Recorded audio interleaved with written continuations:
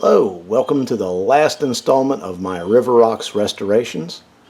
The two 1978 17-foot River Rocks center consoles have been completed. Both boats had a transom replacement, stringers, deck, a lot of holes in everything to be filled in. The consoles were both cut and I added 6 inches of height to them. This boat is seafoam green with a snow white cabin interior. The rigging was put underneath the deck through conduit. The deck was raised about 1 inch, and it's got a fuel tank underneath the deck with all of the fuel filler stuff there on the console waiting to be hooked up.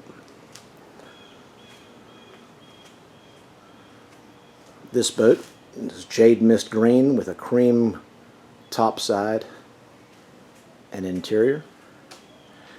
The boat was painted, but the topside and the inside are gel coat, including the console.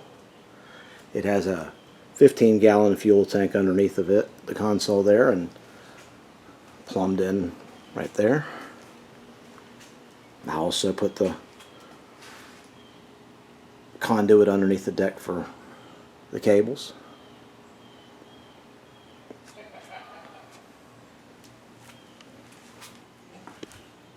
Both of these boats are ready to get a motor, and their last few things like steering and windshields and a grab bar, which I'm getting ready to measure and get made for this boat.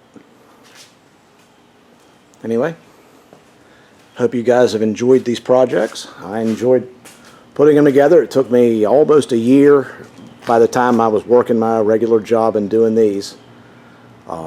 So a lot of time invested in them. Anyway, thanks for watching. Have a good afternoon.